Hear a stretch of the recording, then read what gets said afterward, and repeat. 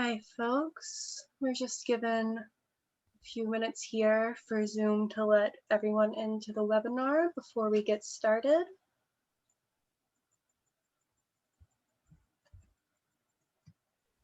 If you are already in tonight's event with us, you can open up your chat window and find some information about how to purchase books by tonight's authors.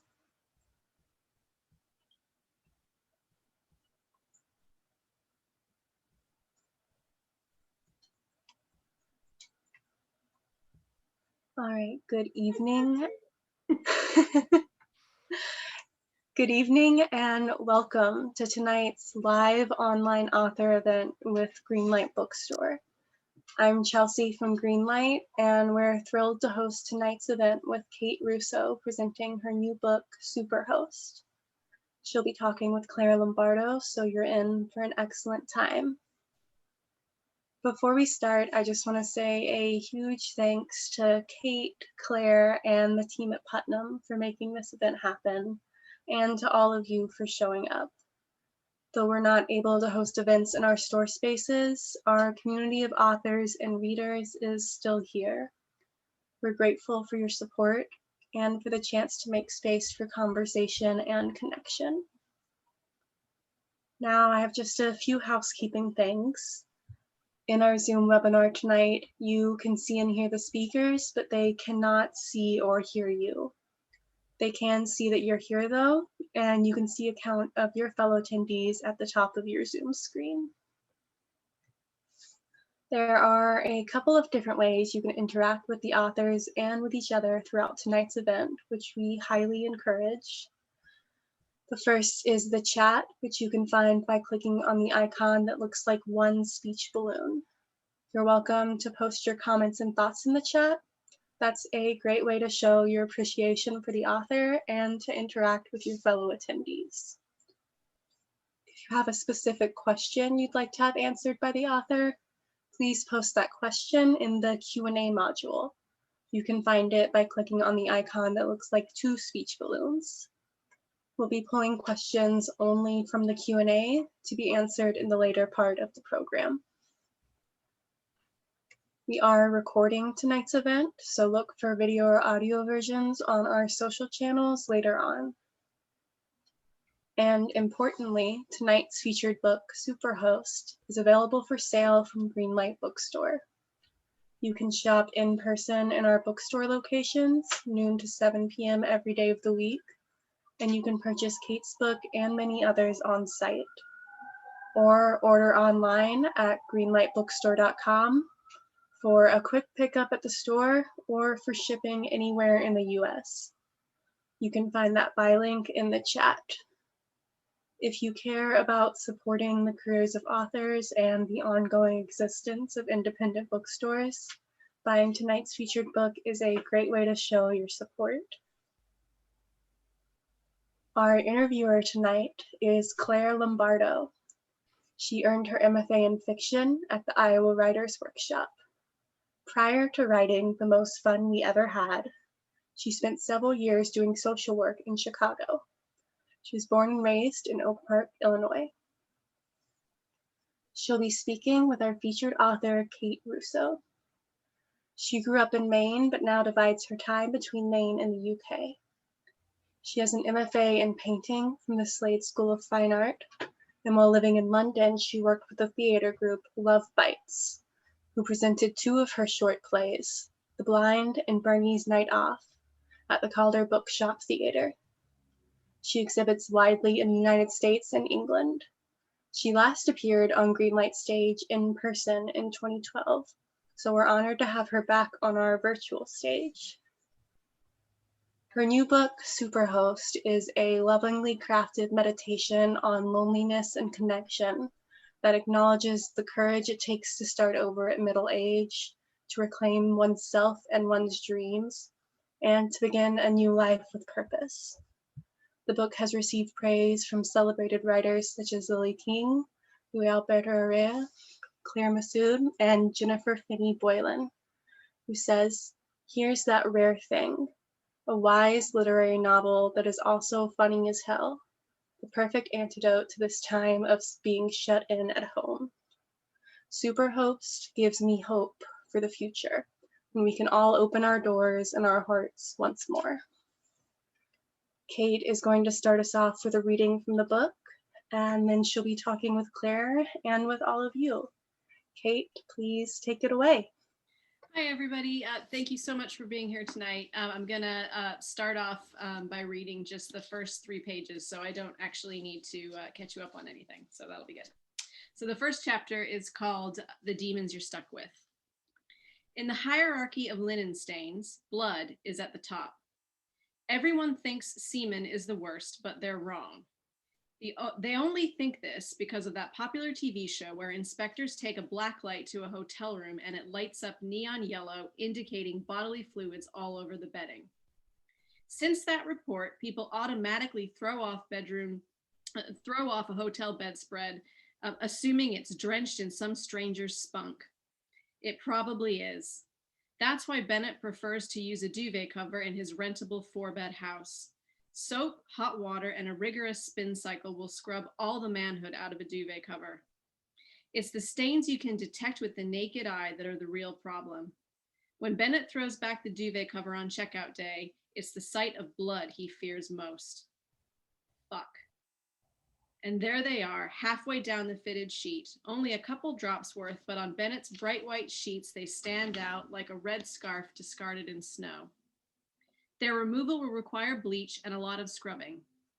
Recently, he bought a nail brush, or, for his purposes, a blood brush, to combat the really stubborn stains. In the beginning, he would just throw away the visibly soiled sheets and buy new ones. But now, a year into renting out his suburban London house on AirBed, he has thrown away 5 perfectly good sets of sheets. Bleach is cheaper. He pulls the fitted sheet up from the corner, wadding it into a ball in the center of the bed. If the blood has transferred onto the mattress pad, that's double the work. Damn it. Recently, Bennett was awarded the status of superhost on the AirBed website, an honor he's earned for having quick response times and excellent reviews. Though it's never been his aspiration to become a host, he'd be lying if he said that the little medal next to his name didn't fill him with pride. Until 2 years ago, Bennett was a full-time artist who never stuttered over the answering the question, "What do you do?" In fact, nobody ever had to ask him. He was well-known painter Bennett Driscoll. Everyone knew that.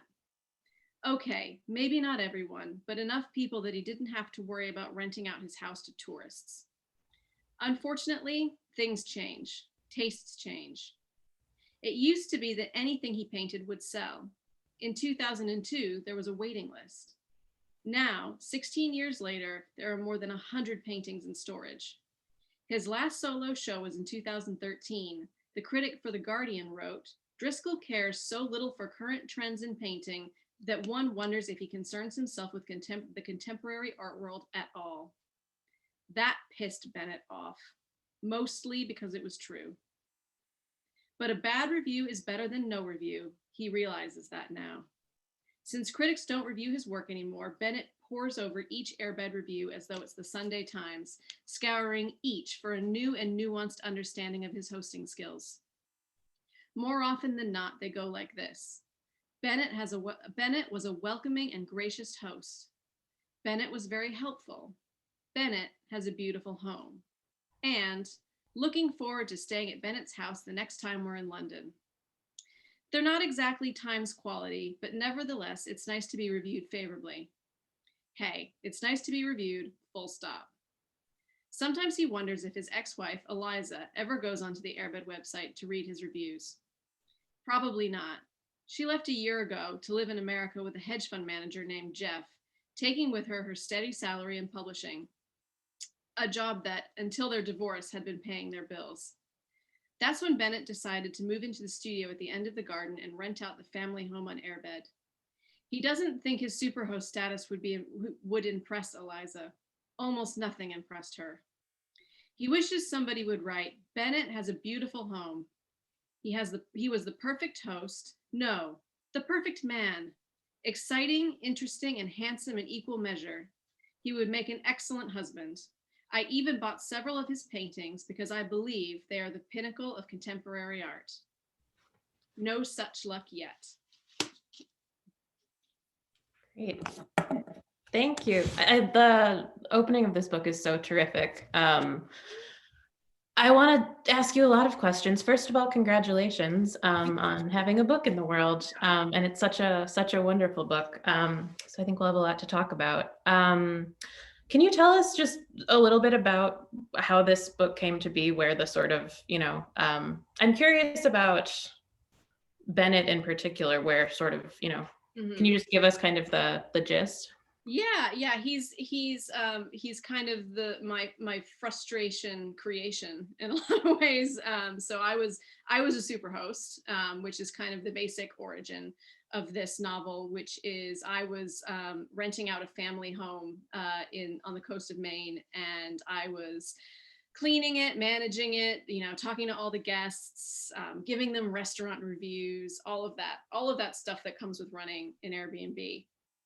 And I was cleaning one of the toilets one of the days, and I just was feeling frustrated. My other life is as a painter, and I wasn't getting much traction, and I wasn't exhibiting where I wanted to exhibit. I didn't feel like I was where I wanted to be. And I just thought to myself, well, you know what? All these male painters that I love, that I aspire to, their exhibitions that I go to, I bet none of them ever had to do what I'm doing right now. And he just kind of he came to me so soon after that. I wanted to create the person I was convinced didn't exist.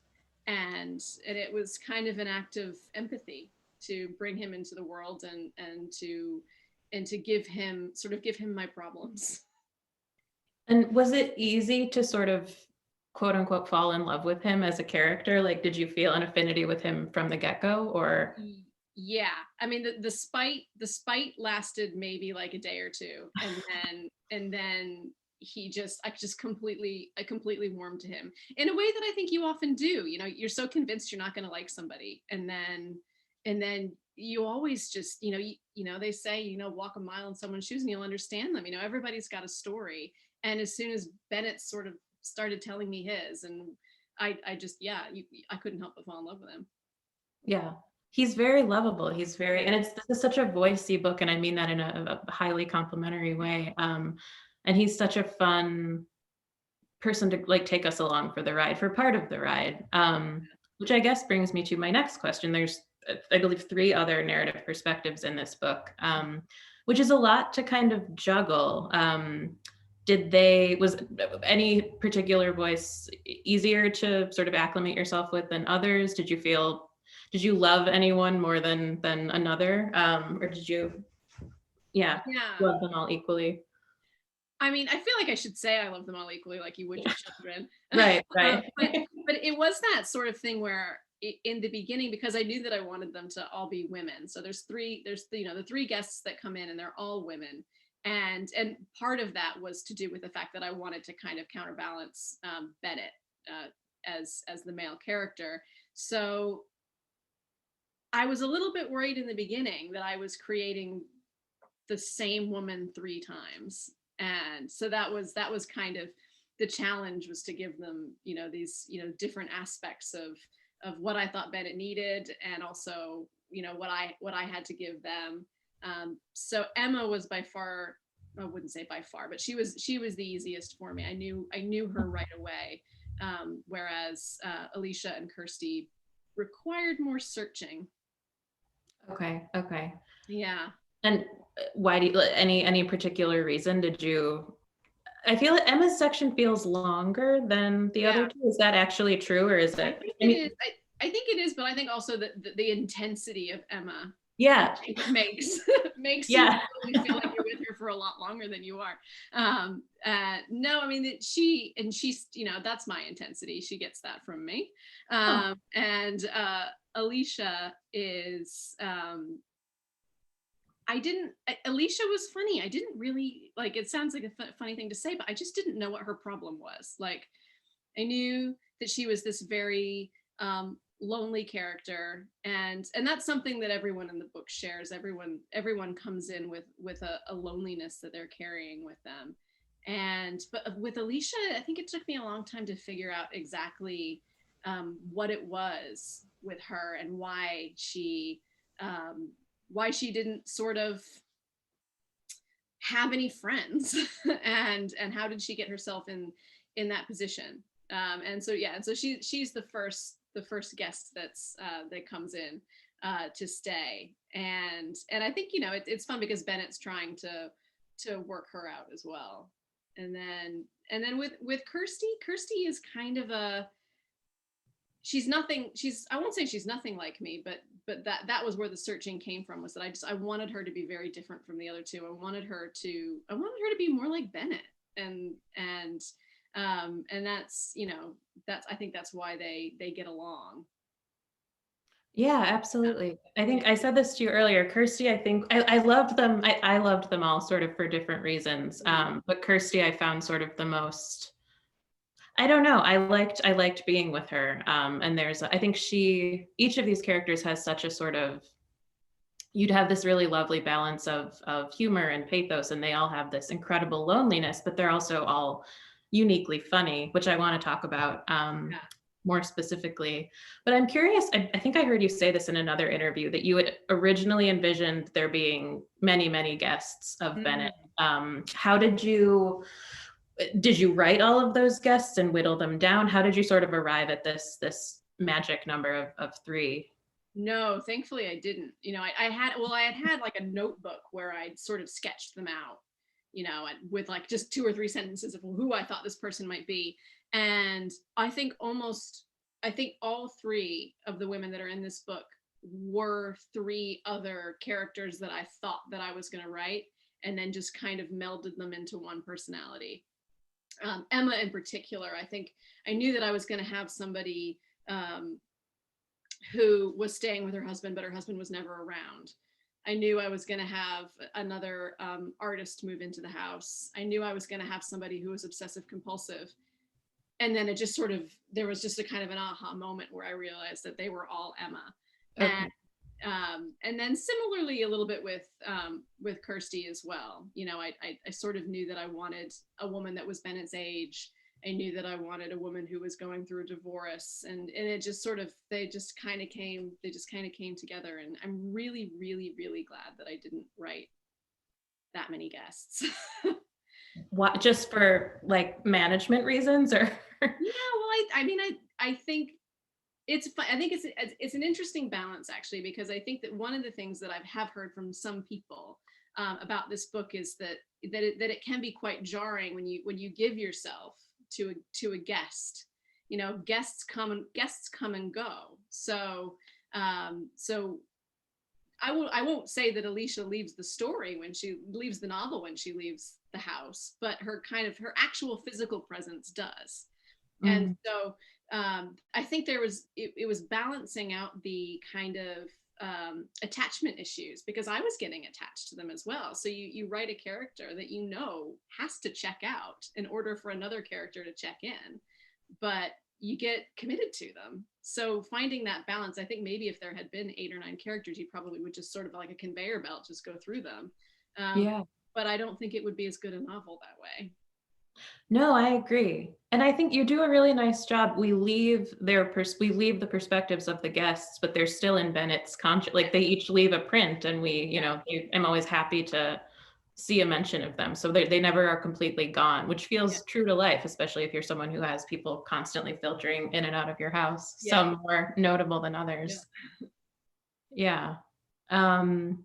So I want to talk about, I was in a fiction workshop once, and the teacher asked, she said, raise your hands who sets out to be a funny writer, and only 2 people in the room raised their hands. I was one of them. I was gonna say, were you one of them?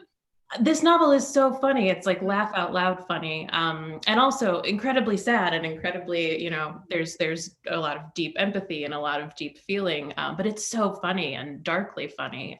Is that something that, have you just been funny? Is that something that, you know, comes easily to you? Is that something you sort of set out to explore intentionally, or is that just kind of how you are as a? Look at my sister; she's already commenting on this. Yeah.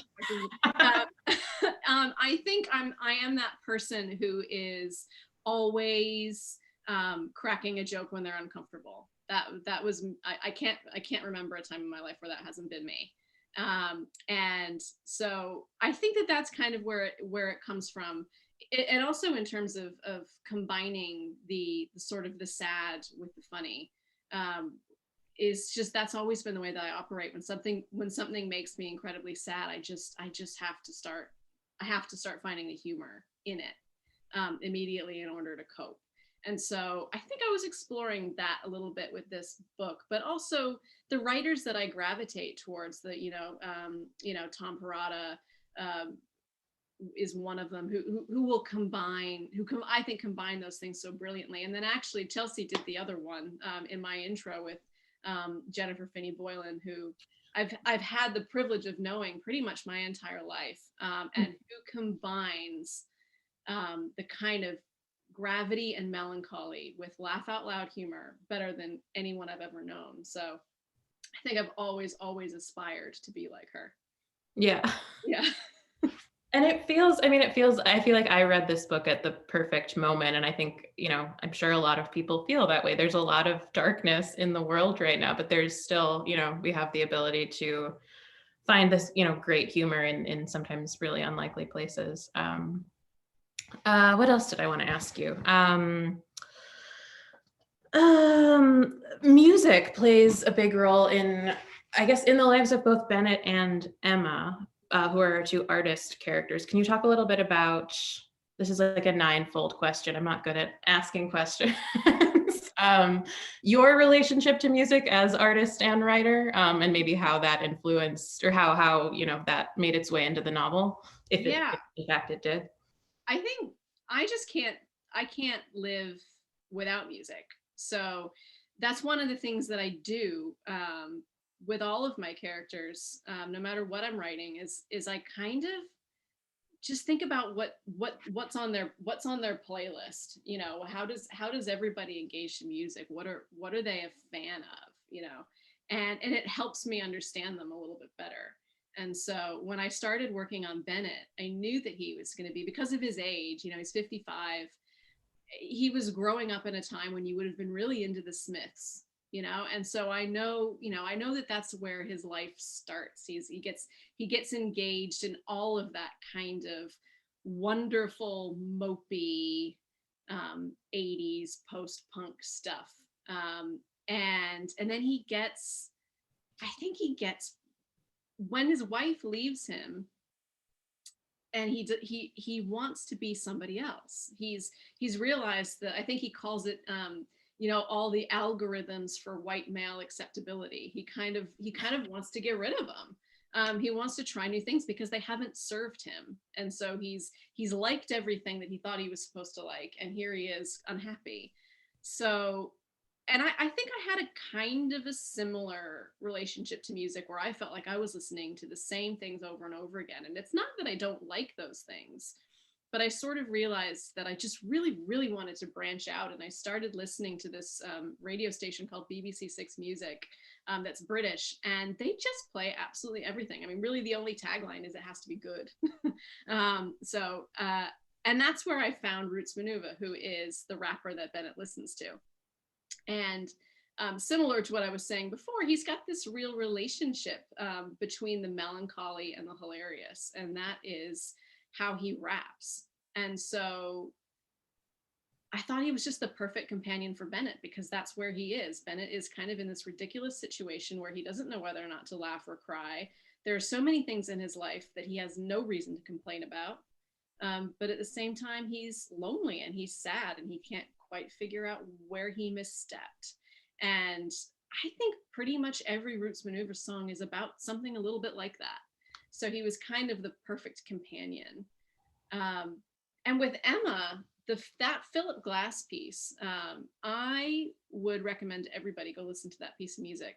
It's called Need Play Number 5, and it's part of the Einstein on the Beach opera that he wrote. I would say it's probably, to listen to the entire opera would take you about 5 hours. So I'm not going to suggest that everybody do that. But this one little piece of music, which is right at the end, is it's really beautiful because he melds this thing that he does with everything, which is just like really intense repetition. And then it has this wonderful bit, like this most succinct little sort of 90-second bit at the end about love that is just like one of the most beautiful things that I've ever heard. And I needed that for Emma, and I just knew right away, because she is somebody who's so obsessive, and everything in her work is so completely obsessive, and she needs control in order to go about her day, and to the point where she tries to control love, you know. And one of the lyrics in the song is about comparing love to counting grains of sand, and that's exactly the type of thing that Emma would try to do, you know, to quantify her love through the number of grains of sand. So it's a really beautiful piece of music that I absolutely love, and I know some, you know, I think Philip Glass is probably one of those people that everybody sort of knows a little bit about, but doesn't really know where to begin. So I would say begin there if you're looking for a beginning. And do you listen to music when you write? Can I ask you that? Yeah, I do. I say I do. I kind of, music is on while I write. I'm not sure I'm listening to it. It's kind of creating an environment for me. But if you asked me, like I have a playlist that I play every single time that I write. It's kind of my, you know, it's a lot like writing at the same desk in the same room. It's just part of the atmosphere of when I sit down to write. But at the end of it, if you said like, oh, what songs were playing, I probably wouldn't be able to tell you like what actual songs I heard while I was writing. I tend to tune them out.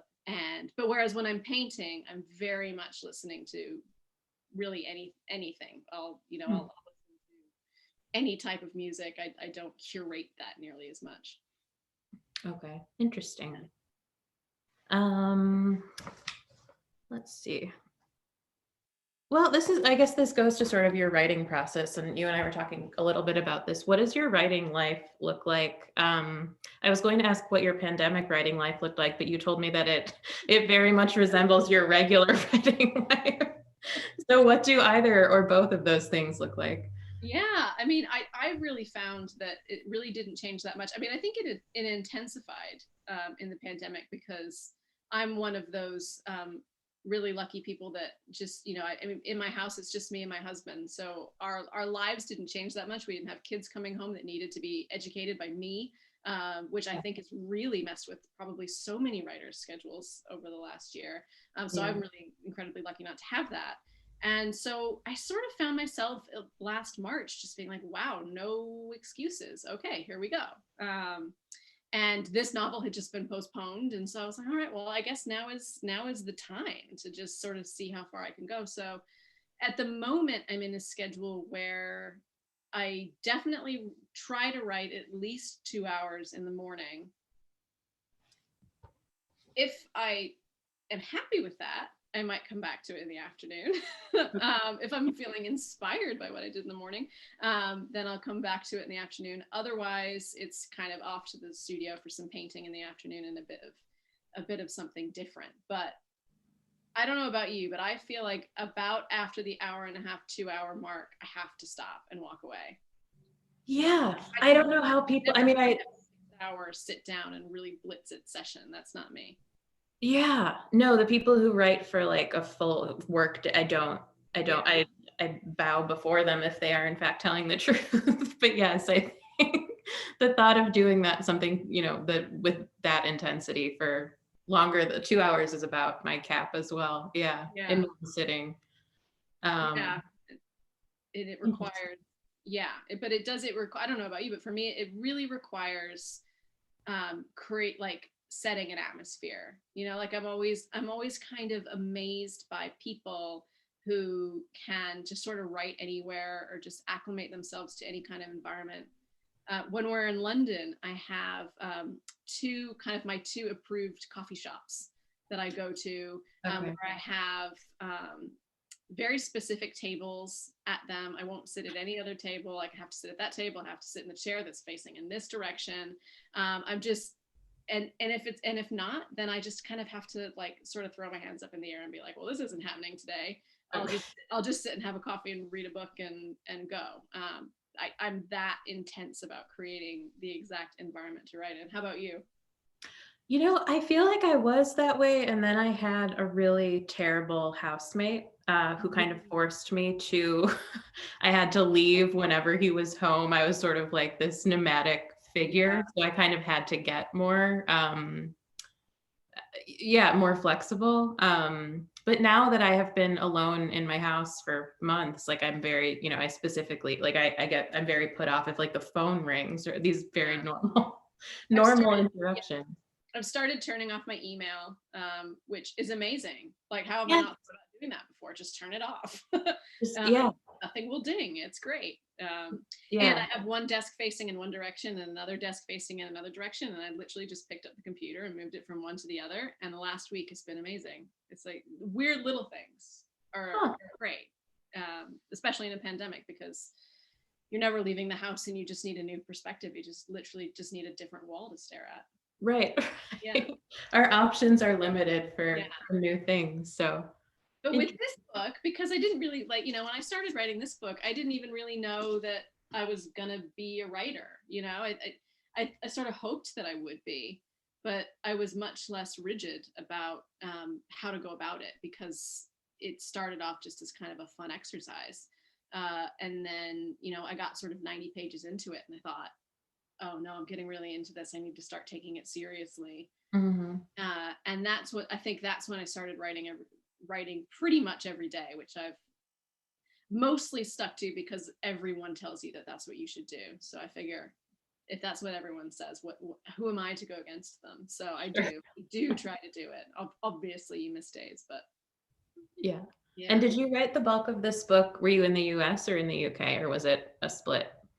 I started it in the UK, and part of that was because I needed to do some research. So well, no, that's not true. I started Bennett over here in the States, and then, but only like the first 5 or 6 pages.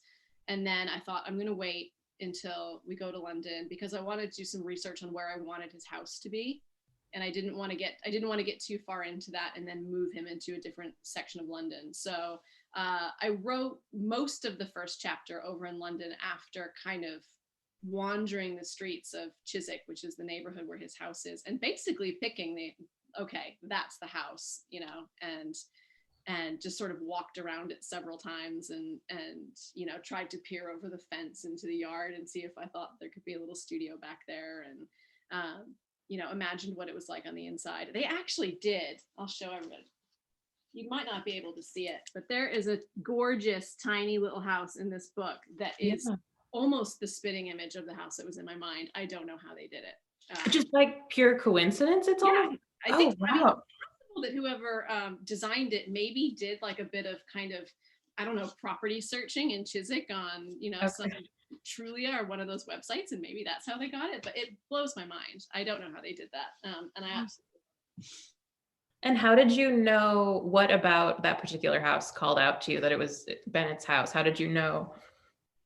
It needed to be, obviously it needed to have a yard. It needed to have a yard where a studio could be built in the back.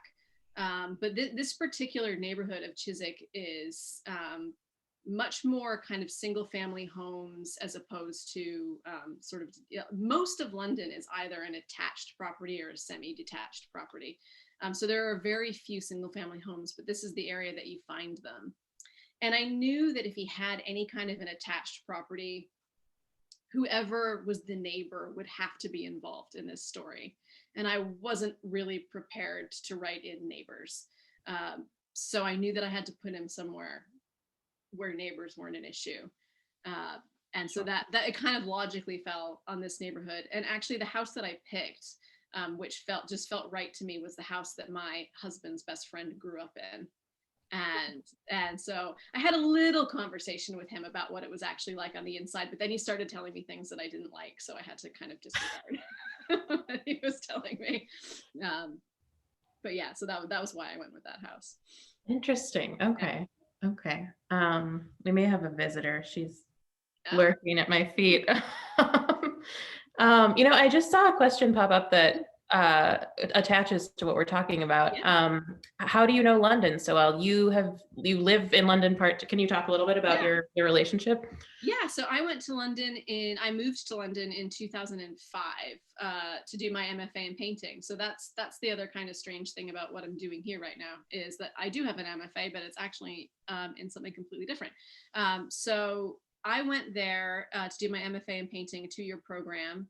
And I had done my kind of college, junior year abroad over in London. So I already knew that I loved it. And I had done a semester at the Slade School, which is where I ended up going for my master's. So I sort of knew where I was going, and met my husband almost immediately. I was on a painting course and he was on sculpture.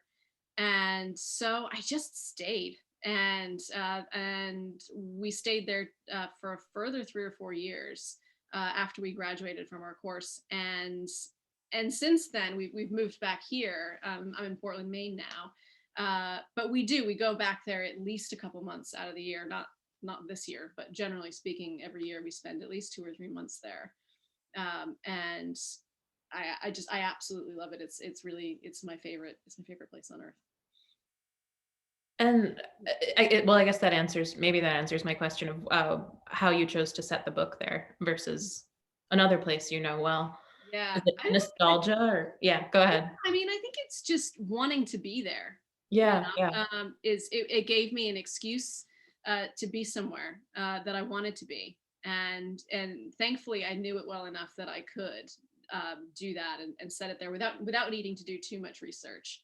But I did have, I had sort of, funny, I was constantly looking on maps, like making sure that I knew what streets I was going to. And for the most part, I know that stuff pretty well. I know the city really well. So I was able to kind of move characters around in different neighborhoods, pretty much from memory. And it's one of those cities that's really, like every city, really struggling with how to manage Airbnb. And when I started the book, and I can't even remember if it made it into the final draft, but just as I was leaving London when I started writing the book, I was staying in an Airbnb at the time. And the hosts had said to me, "Oh, do you mind if we have some people come in and look at the flat, because we're going to try to sell it, because Airbnb is telling us we can only rent it 90 days out of the year. And so we don't think we're going to be able to afford to keep it." So at some point, I think it's gone now. At some point I gave Bennett. It was in the version I read, unless I heard you talk about this in another space. Yeah, that sounds the 90-day thing. Yeah. I think I shortened the conflict somehow. Okay. But basically that was one of his conflicts, was that, crap, I think I might actually have to sell this house because I'm not going to be able to afford to keep it if I can only rent it out 90 days. And so, it's one of those cities where they're really trying to figure out, because the people are buying flats right and left to just rent them on Airbnb. And so people are being priced out of homes. And, and that's kind of one of the things that we've learned about Airbnb since this book has come out, that it's kind of, or since I finished it anyway, that it's kind of a mixed bag. I love Airbnb. I can't leave Portland and go to London without it. But it also, I mean, like anything else, people get greedy and then they ruin it for everyone else. So right. Then it's kind of really at the beginning of that process of when Airbnb regulations start to come in. Okay. Yeah. Checking where we are on time. Yeah. It is 8:10 your time. I'll see if anyone has questions in the chat. I realize that you're not in the same time zone. What's that? I just realized you're not in the same time zone as me. That's taken me this whole time. Oh yeah. It takes me a while sometimes too. Yes. Well, I have a question that I guess relates to your not. Oh, I just made the chat really big. Sorry. Hold on. Right. It's very dramatic. I have a question that I guess relates to your relationship with the UK. How did you get Well, specifically Bennett, but there are other British voices in this novel. How did you get those down, both in dialogue and in narration? Is that something that just came easily to you, having lived there and gotten used to it? Just, yeah, can you talk about that a little bit? Yeah, living with a British person helps. So Okay. that was the main way that I was able to sort of get it down, is that he despite living in America for the last 10 years, has not lost his accent or any of his British words. So that's how he talks to me, and often how I talk to him. I've noticed that I when we first moved back to the States, I actually had kind of one of those annoying hybrid British accents that I had to lose because of all of the ridicule that I was receiving for it. So it's gone now. So no, my husband played, when he read it, he played a big role in saying, no, I think at one point I used the word diapers, and he's like, no, that needs to be nappies, and just words that I'd kind of forgotten how a British person would say it. So he helped me with that a lot. And my agent is also British, so she between the two of them, they fixed everything that I sort of forgot or got wrong. But otherwise, yeah, I think, thank God for that. Yeah, because I would have probably written a book that a lot of people would have thought, well, that's not how British people sound. But yeah. Cool. Let's see. Oh, I'm sorry, there's questions in a separate, like, secret area. I found them. Okay. Let's see. What kind of visual artist are you? What is your painting style? And is there any connection between your writing and your painting? That's a good question. I don't know if there's any kind of, I would need somebody else to tell me if there's a connection, but no, I'm a very abstract painter. In terms of this book, and one of the reasons that Emma, the second guest who comes to stay, was one of the easier people for me to write, is that her artistic style is very much like my own. So I do I do grid-based paintings. They're all kind of, my training in my MFA was in color theory, which basically means that I can match colors. I know what color, when you put two colors next to each other, it's kind of a scientific process of knowing what they're going to do. So that's basically what my training is entirely in color theory. And so when you look at my paintings, one of the things that I try to do is I look at historical palettes from painters over the last sort of 500 years, and I try to match them and put them together as a kind of sort of a historical record of palettes throughout the last sort of 500 years. And I do that sort of through the what I sort of say is the guise of the male gaze. So all of the paintings that I use are from male artists who are voyeuristically looking at women in some way, which I suppose probably fed directly into the kind of painter that Bennett is. Because I was looking at these painters who were painting, women in the bath. So I have an entire painting which is all palettes of various historical paintings of women bathing themselves. And so this is the kind of thing that I was thinking of that led me to sort of the type of painter that I wanted Bennett to be. I wanted him to paint nudes, and I wanted him to do something that was very different from the way that I work. And I don't know that I would have been able to, or that I would have landed on that if it weren't for my own work as a painter and the types of paintings that I look at all the time. In terms of the actual process of it, I don't know how much they inform each other, except for the fact that I feel that they inspire each other. Certainly when I'm painting, I tend to be thinking about dialogue and writing dialogue. And then certainly one of my favorite things to do in this book was to try to describe the colors. So Bennett is, when you're at the palette with Bennett, I had so much fun just describing the yellow that he was trying to mix, and just all the colors around him. He sees in color, in a way that most people don't, and notice, and that's certainly what I do as well. That's how I kind of describe the world to people. So, they had to be together for certain. Yeah. Yeah, that was something I loved being in Bennett's head when he was thinking, or when he was, it doesn't happen more than once when he's mixing a color. It was something I had never thought about someone doing. It was just which is one of the great things about fiction, is that you get to be exposed to other careers. But I thought it was just so beautifully rendered. Let's see. As a writer, how would you say we can best support independent bookstores? That is a great question. Buy books from them. Yeah. I mean, yeah, no, I mean, I think that, that probably sounds like such a simple answer, but I think it's probably the simplest, most direct way to do it. They, the thing is that they know what they're selling, and that's, for me, that's always that, I go into, my sister who's watching, she owns an independent bookstore, and that's what I do. I send her an email and I say, do I want to read this book? And she almost always says yes. So Yeah. I think those kinds of conversations, have them. I think that's important. I think a lot of people go into independent bookstores, look for what they want, have the conversations, and then go out and buy it somewhere else. Just don't do that. Buy it from the independent bookstore.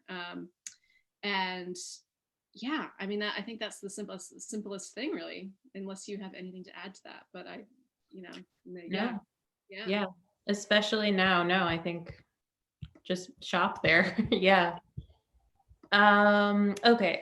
Kate, I'm curious if your painting style changed at all since you started writing fiction. It's a very interesting question. It hasn't so far, but I said this in an event last night, that ever since creating Bennett, I've sort of, because I had to really think about the paintings that he was painting in order to describe them, I've had a kind of a part of me is like, can I actually paint them myself? Like, there's something about me that sort of wants to go and see if I can actually make the paintings that I described him making. I haven't actually tried to do it yet because I'm not sure that I think I would probably be pretty unhappy with the result. But he's such a luscious painter, and I'm a very kind of everything is very rigid, and I know, and the brush strokes are very small, and I'm kind of going like this all the time, whereas Bennett's much more of a kind of a fluid painter. And so yeah, there's a part of me that absolutely thinks, well, what would it be like to paint like this person that I've created, because obviously he's part of me. So maybe I'm capable of painting the paintings that I've given to him, but I haven't actually worked up the courage to do it so far. There's still time. Let's see. Can you talk about the book you're writing now? I can a little bit, without giving too much away, because I'm sure I'll change it. No, it's actually funny that when I was saying earlier that that part of the reason that I set this book in London was because that's where I wanted to be in my mind. And about a year ago, I started writing a new book that takes place here in Maine. And I don't know that I would have done that if I'd known that I was going to be stuck in Maine for a year. So my head is exactly where I am physically. And it's for that reason I've sort of, I was like, oh, why couldn't I have written another book in London or put it in New York or somewhere where I could just somewhere else. Yeah. Where I am. So, but I'm hoping that it's going to be a good thing at the end of the day, that I've kind of really, really, really immersed myself in this world. So I will tell you that it takes place here in Maine. It's not the same, it's not the same characters. We're not in sequel territory, and it is a bit of a campus novel. So those are the things that I think are unlikely to change. Cool. Yeah. And hopefully a little bit funny. Hopefully. I suspect it will be. That would be my guess. All right. Besides Bennett, which character are you most curious about how they're doing now? That's a nice way of putting it. Yeah. Because the thing is that I'm so curious about all of them, and have been thinking a lot about, I don't know if you feel this way as well, because I've just been like, what would they all be like in quarantine? Like, how would they all be dealing with this right now? Yeah. And Bennett in particular, I do, wonder how he would handle this situation. And yeah, I think all of them in a weird way would thrive in this situation that we're in right now, because they're all sort of they're all introverts. They're all introverts that are trying to be extroverts and want to be more extroverted. So maybe in that regard, they would just be so frustrated to finally have the courage to go out into the world and then be shut back in again. Right. They're being forced to be shut back in again. So I think I'm kind of reserving answers, because I think some of them, Emma and Alicia in particular, might have their own books coming someday. So Ooh. I do think a lot about how they're doing and where that's going. Emma in particular, I think will someday have her own Bennettless book. That's very I think about her often. I think about her avocado like frequently, and just start laughing. And if you read the book, you will know what I'm talking about. Gotten a lot of love, and I'm so happy about that, because it's one of my favorite details. Yeah, there's also a great line, I wrote it down earlier, about how lonely life is when you want to murder everyone all the time. I felt very seen. Let's see. We are good on time. All right. What do you love most about Maine, and how has it shaped you as a writer? What do I love most about Maine? I just love how much work I can get done here. It's the only place that I've ever lived that lets me be me, I think, in a lot of ways. You don't, I'm not guilty. I'm not guilty when I'm here. When I lived in London, when I lived in Boston, there always feels like there's something else you should be doing.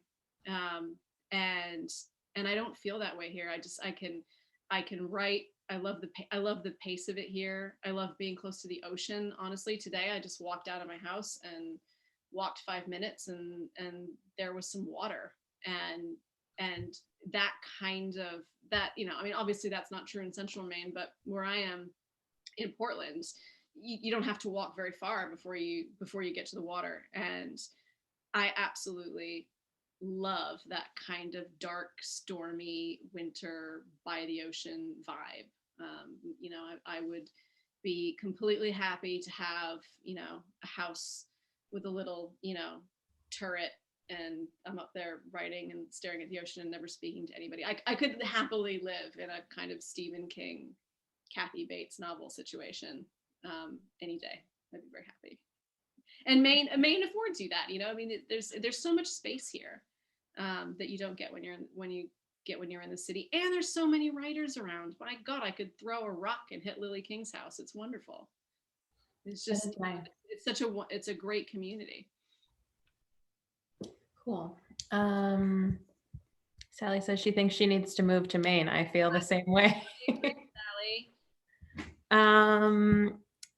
One question, this is not related to anything you just said, but I'm always curious, were there any sort of heartbreaking darlings you had to kill in between writing and publishing this book? Are there any things you had to cut that you miss, that you feel comfortable talking about? Or maybe you didn't, but.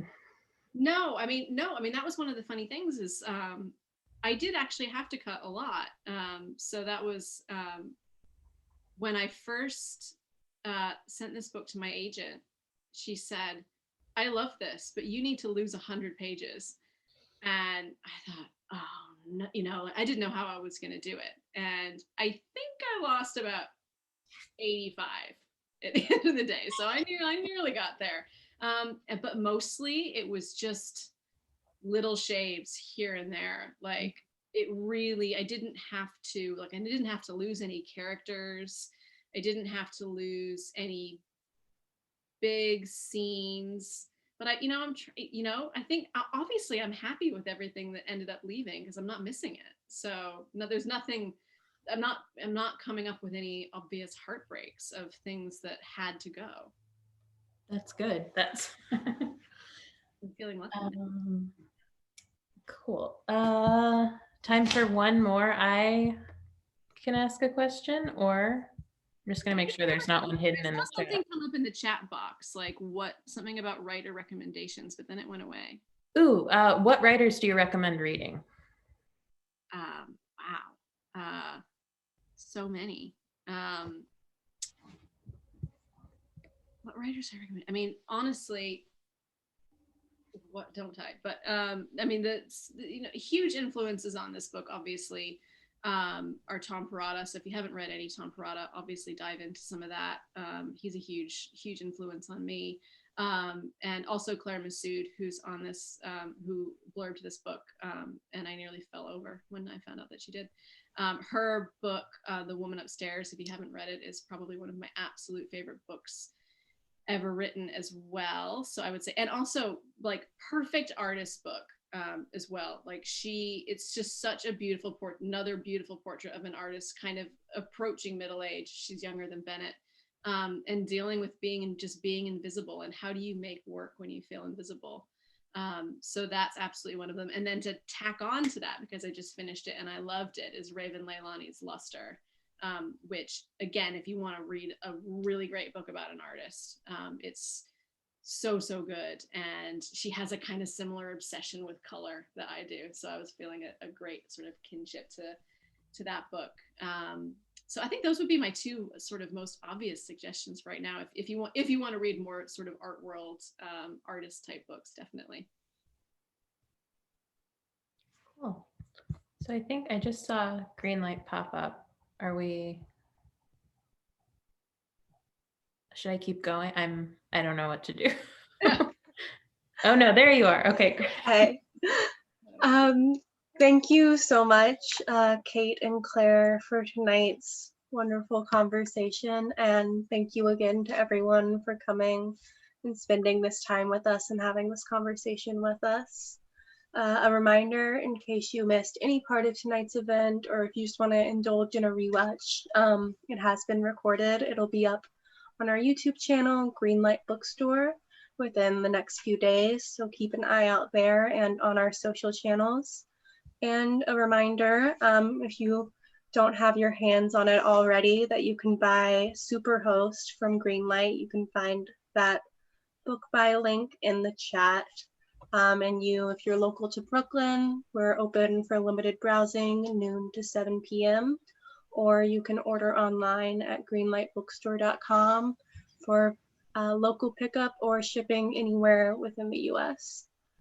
Thank you again so much, everyone, for this lovely night, and have a wonderful rest of your evening.